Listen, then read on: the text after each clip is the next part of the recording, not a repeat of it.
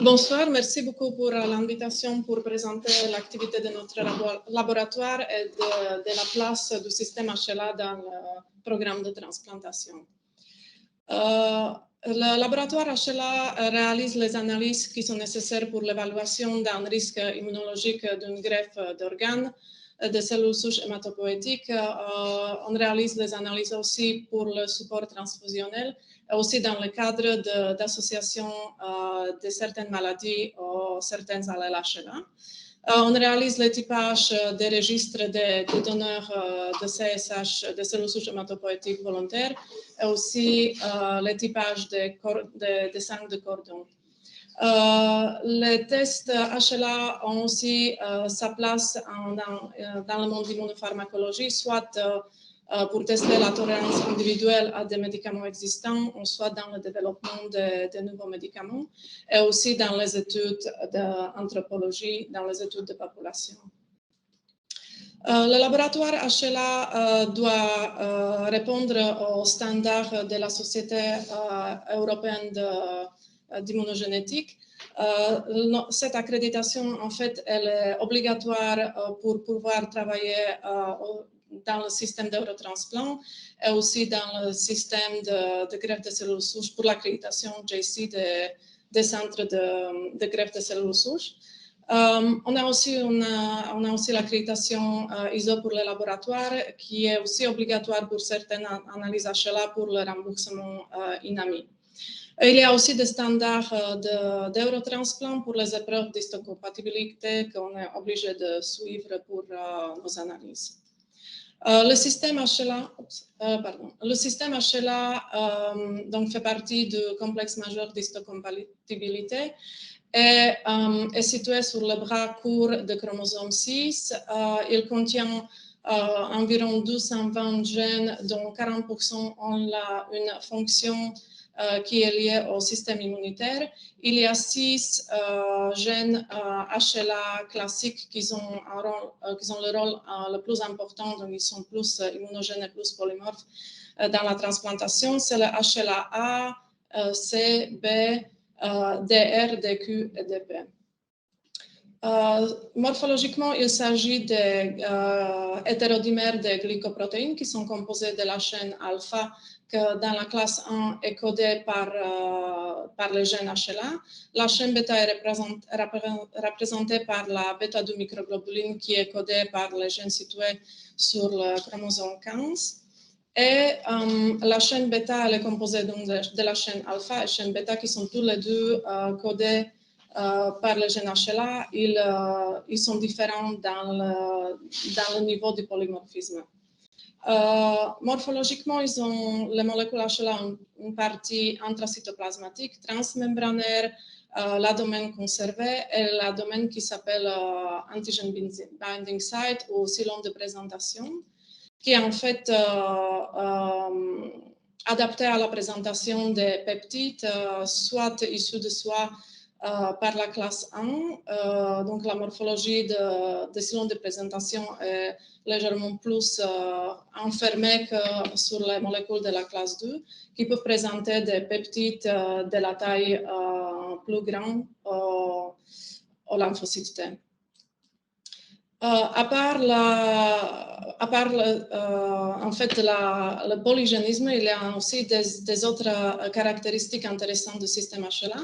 C'est la codominance, le polymorphisme extrême du système. Actuellement, on a décrit 32 000 allèles et chaque année, en fait, le nombre des allèles HLA est découvert par la nouvelle technique de typage est croissant.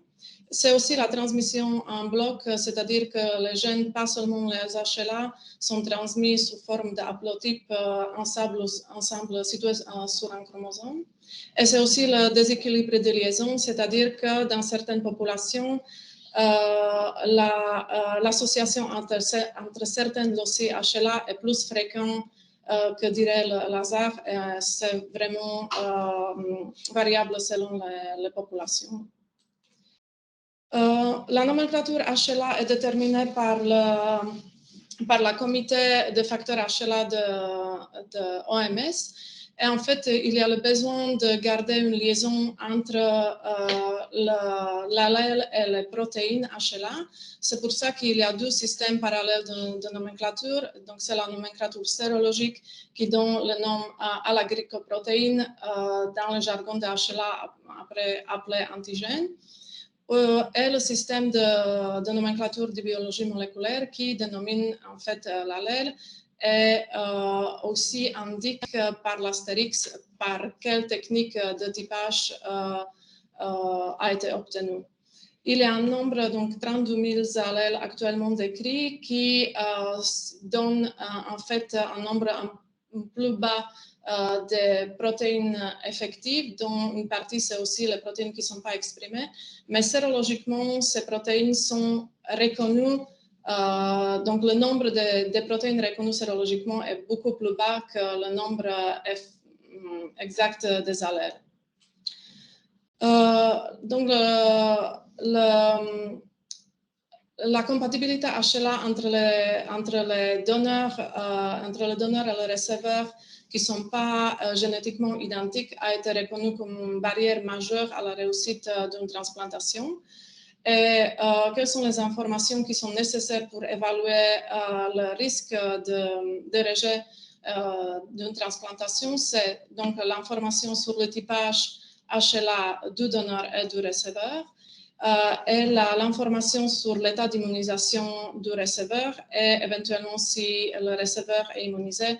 Aussi, on a besoin de connaître si il y a la présence des anticorps qui sont dirigés contre les antigènes du donneur, qui s'appellent donc donneur spécifique antibody, qui peuvent se retrouver chez le receveur préalablement à la greffe. En greffe d'organes, il a été démontré que la survie meilleure à long terme d'un greffon est meilleure quand le nombre de mismatchs est plus bas. Comme c'est vraiment presque impossible de recevoir, de trouver un greffon d'organes qui est HLA identique, chaque centre a la possibilité de déterminer quel est le nombre de mismatchs maximal qu'elle va accepter pour ses receveurs. Et, donc, cette information est renseignée au pré-eurotransplant. Et donc, dans le système, dans les algorithmes d'allocation, elle est respectée. Et, il y a aussi une nécessité d'éviter de faire une greffe d'un greffon qui exprime les antigènes contre lesquels le receveur a les anticorps préformés. Et aussi faire attention à éviter le mismatch répétitif, surtout dans les cas de retransplantation, mais aussi chez les femmes qui sont restées immunisées après les grossesses. Historiquement, dans les greffes de CSH, on donnait la priorité à des donneurs apparentés HLA compatibles ou haploidentiques. Mais en fait, grâce au développement des connaissances dans la transplantation de cellules souches hématopoïétiques, dans le développement des médicaments et techniques de typage HLA et aussi des réserves de donneurs volontaires de registre. Actuellement, en fait, le nombre de greffes CSH en utilisant les donneurs volontaires de registre est plus élevé que des greffes apparentées. Et en fait, les analyses HLA visent à trouver, grâce aux analyses HLA, on vise à trouver la compatibilité HLA la plus élevée pour les greffes de cellules souches hématopoïétiques. Pour les techniques de phénotypage, il est à disposition dans les laboratoires actuellement deux techniques. Donc, c'est la technique de CDC qui est la technique historique qui a permis la découverte en fait de HLA. Par cette technique, on met en contact les cellules d'individus desquels on veut connaître son phénotypage avec une batterie des anticorps monoclonaux spécifiques. Et en présence Donc, si la cellule exprime les antigènes contre lesquels il y a des anticorps dans le sérum monoclonal, en présence de compléments, le membrane attacking complex est formé. Et en ajoutant le colorant vital, on peut détecter la lisse cellulaire et à la base des scores, on peut en fait déterminer le typage complet d'une personne. Ensuite, c'est la cytométrie de flux qui est surtout utilisée pour le typage d'un seul antigène ou pour expression des molécules HLA sur les cellules. Donc, en fait, par le typage CDC, on peut déterminer le typage complet d'un individu. Ici, c'est l'image d'une plaque avec le sérum monoclonal et à la base de lecture par le technologue de laboratoire, on peut déterminer le typage. Cette technique, en fait, ces deux techniques sont liées à la disponibilité des cellules vivantes. Et il y a aussi, pour le typage, phénotypage complet, c'est assez compliqué d'interpréter parfois parce qu'il y a des réactions croisées entre certains antigènes. Pendant la dernière décennie, il y a des techniques de biologie moléculaire qui ont beaucoup évolué. Et ça, c'est aussi, cette évolution a aussi touché le monde HLA. Les techniques les premières techniques de typage qui ont été établies dans les laboratoires HLA, c'est la PCR SSO et PCR SSP. Ils ont une limitation par rapport à techniques qui sont arrivées plus récemment, qui est due en fait au fait qu'elles peuvent détecter seulement les polymorphismes qui sont déjà été décrits et connus en utilisant les sondes ou les primers qui sont spécifiquement dirigés contre ces polymorphismes pour identifier l'allèle ou le groupe d'allèles. Par contre, les techniques plus modernes, les techniques de séquençage, sont capables de déterminer l'entièreté de la séquence des nucléotides, irrespectivement des polymorphismes d'allèles. Et il y a deux techniques utilisées dans les laboratoires HLA, c'est le séquençage classique de Sanger et New Generation Sequencing. En fait, pour le typage, les primers qui sont présents dans les kits, le plus souvent, les typages HLA sont réalisés pas par les kits développés par le laboratoire, mais on les achète chez les firmes qui suivent en fait de plus près l'update de la database des nouvelles allèles HLA. Ils sont obligés en fait de mettre à jour régulièrement leur kit ciblant les nouveaux polymorphismes décrits par les nouvelles techniques. Et donc, le polymorphisme pour le typage HLA vise donc les polymorphismes situés dans les exons 2 et 3 pour la classe 1, qui codent les polymorphismes dans les régions qui présentent l'antigène. Ce sont les régions plus polymorphiques de la molécule HLA. Pareillement, pour la classe 2, c'est l'exon 2 de la chaîne bêta où il y a le plus polymorphisme qui code pour la chaîne bêta 1. La petite différence entre les techniques de SSP, SSO et séquençage Sanger, c'est que pour la classe 1, il y a les primers dans le séquençage Sanger aussi dans l'exon 4 et classe 2 aussi dans l'exon 3. Donc, ils ciblent déjà plus de polymorphismes que les techniques de typage moléculaire de base. Donc, les primers ou les sondes sont construits selon les polymorphismes qui caractérisent, sont représentatifs d'un allèle, d'un groupe d'allèles. Et par rapport à ça, on reconnaît plusieurs niveaux de typage HLA. Donc, si les primers ciblent un groupe allèle, on parle d'un typage de niveau de basse résolution, de basse résolution. Ce niveau de typage est suffisant pour le greffe d'organes et aussi pour les tests d'association maladie. Si les primers ciblent les allèles spécifiques, donc les polymorphismes pour les allèles spécifiques, on parle de typage de haute résolution au typage à 4 digits.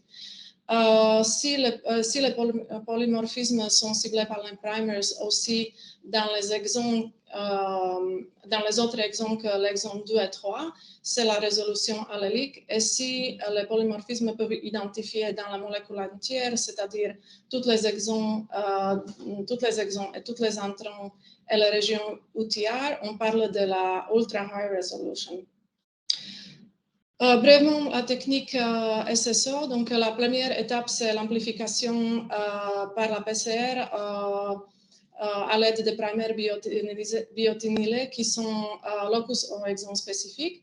Ensuite, les implicants dénaturés qui sont marqués par la biotine sont dans une deuxième phase de hybridisation fixée à la base de compatibilité sur une multitude de sondes oligonucléotidiques spécifiques au polymorphisme. Et cette réaction, la présence en fait d'impliquants spécifiques peut être visualisée soit par la technique colorimétrique, soit par la fluorescence. En technique SSP, Site Specific Primers, la discrimination entre les différents allèles est effectuée déjà pendant la réaction de PCR. Donc, les couples d'amorces sont spécifiques soit en allèle pour le typage de haute résolution, soit d'un groupe d'allèles pour le typage de basse résolution. Et le résultat positif peut être visualisé soit par électrophorèse. Donc ici, vous voyez les produits PCR qui sont allèles spécifiques. Et donc, à la base de ça, on a des grilles selon lesquelles on peut déterminer l'allèle exact. Soit par la fluorescence, c'est la RT-PCR, ou par la courbe de fusion.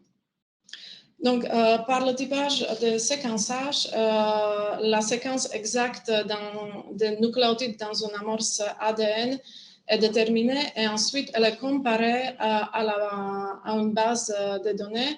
Donc, c'est la base IMGT-HLA. Cette base est régulièrement mise à jour selon les nouvelles allèles décrites.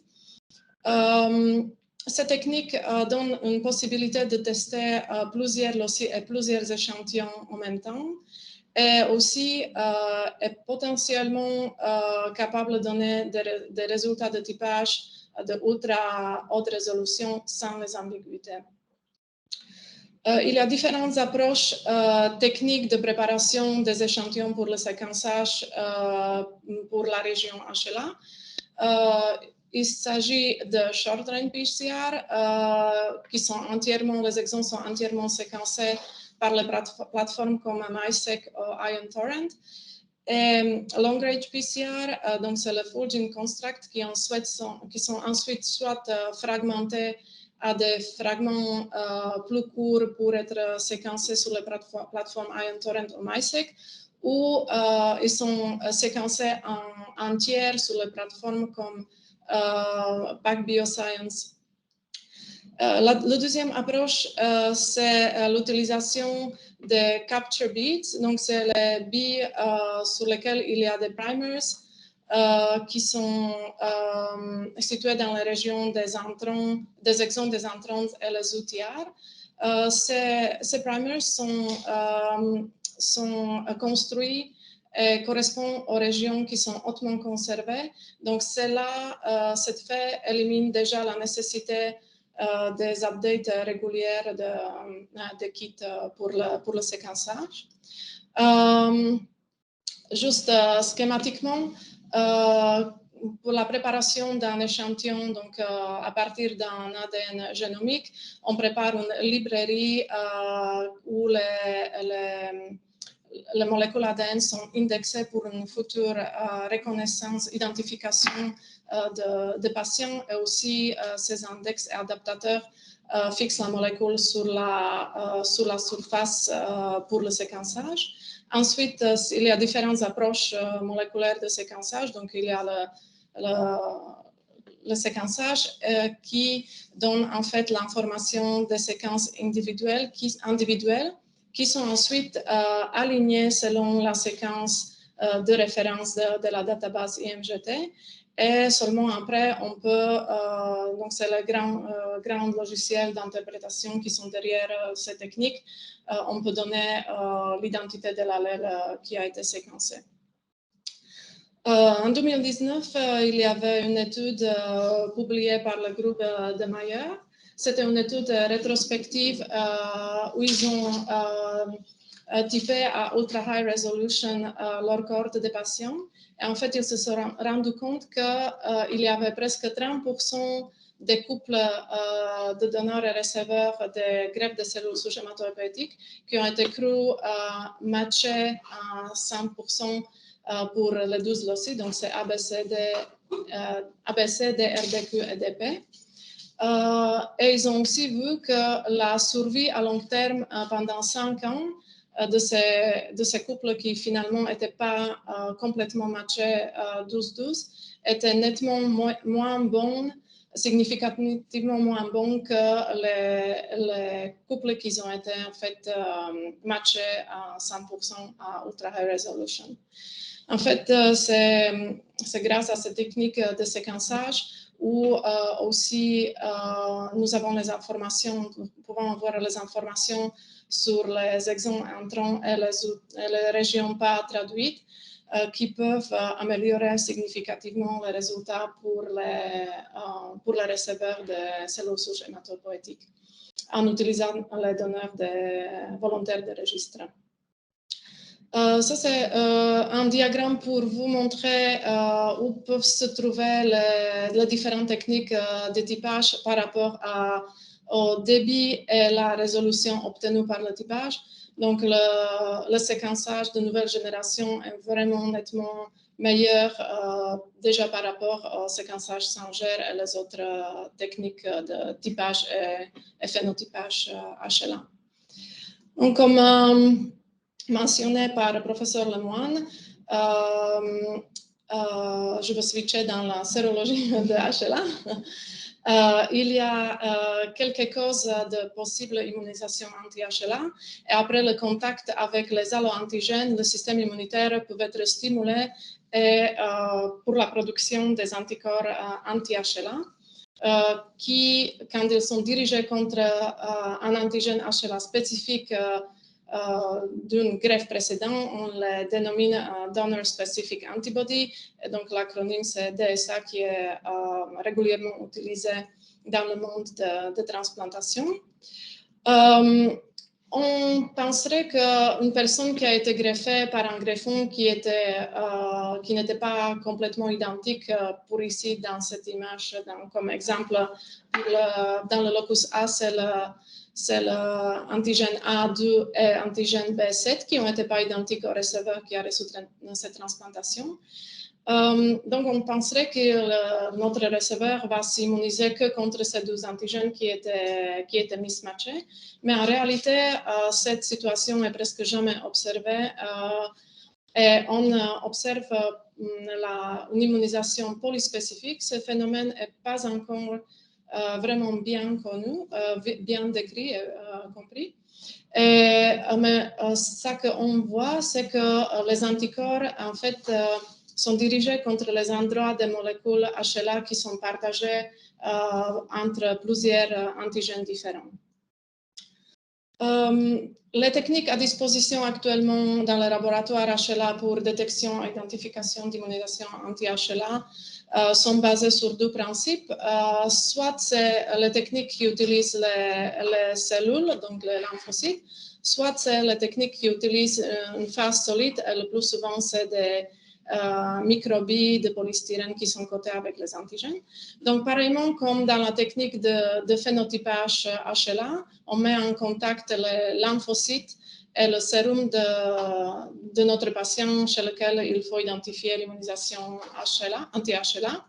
Mais dans ce cas-là, on connaît le typage des lymphocytes qui sont utilisés dans le test et il s'agit d'un panel environ de 60 cellules différentes.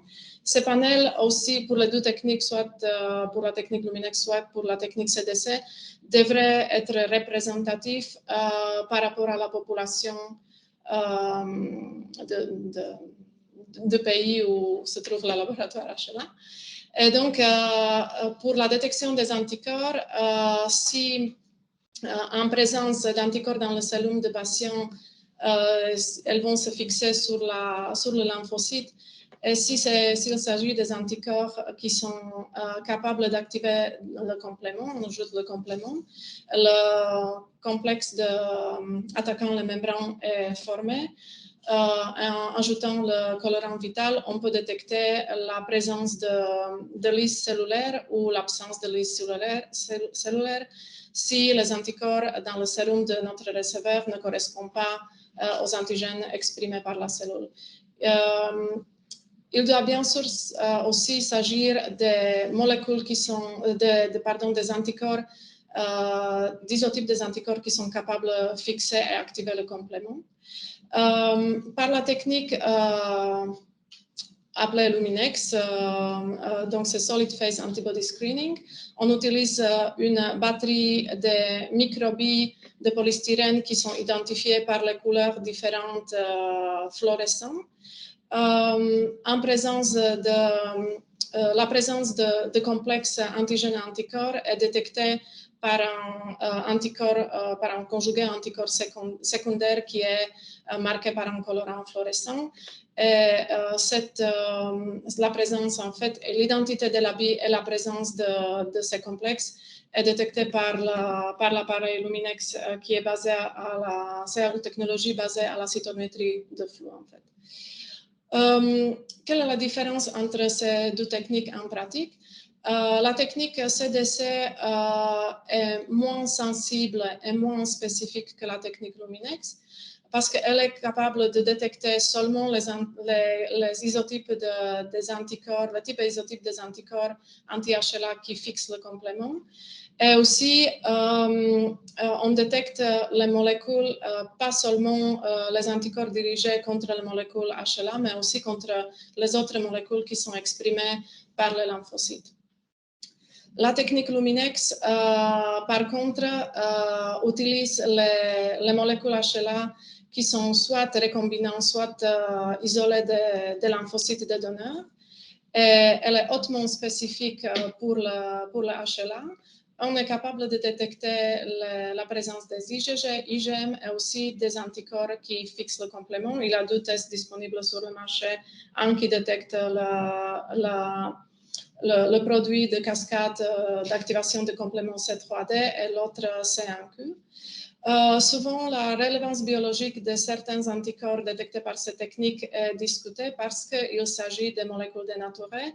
Donc, il s'agit de molécules qui sont fixées d'une telle façon sur le bille que les parties de molécules HLA normalement pas disponibles sur une cellule sont en fait disponibles pour la détection par les anticorps. Quels sont les critères d'évaluation d'une immunisation anti-HLA pour un patient qui est en attente d'un greffon? Donc, c'est premièrement la cytotoxicité ou la fixation de C3D du complément. C'est vraiment une condition qui n'est pas acceptable pour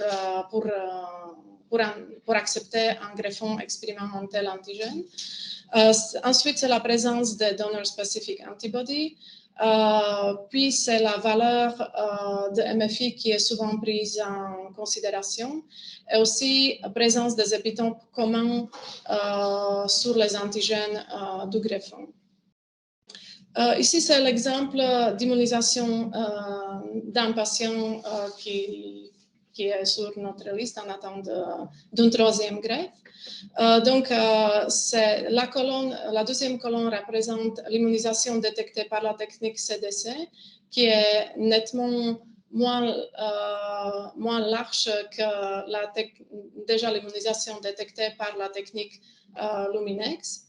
Et aussi, elle est moins large par rapport à la technique de Luminex qui détecte les anticorps qui sont capables de fixer le complément. Et en fait, c'est fait de dû à la sensibilité de la technique CDC qui est moins élevée que la technique de Luminex.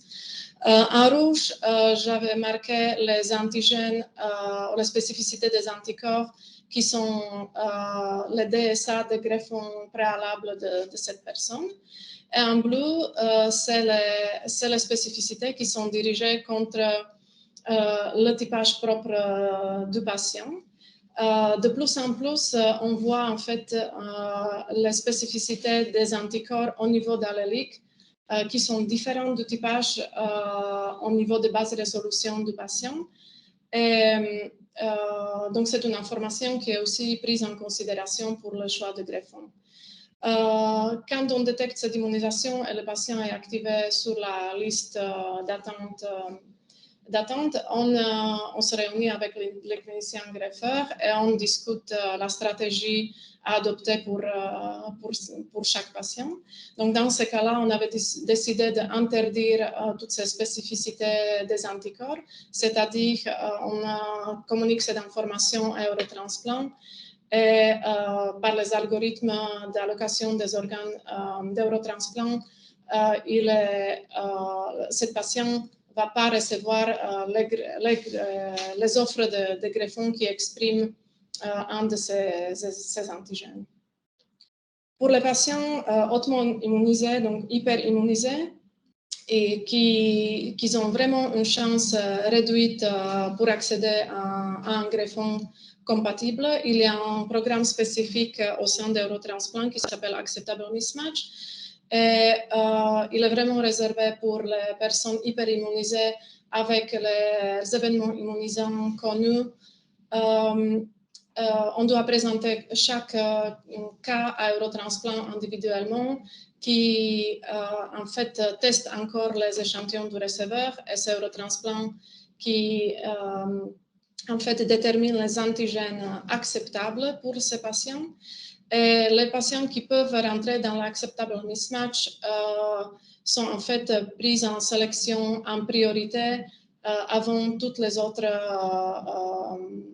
procédures d'allocation d'organes.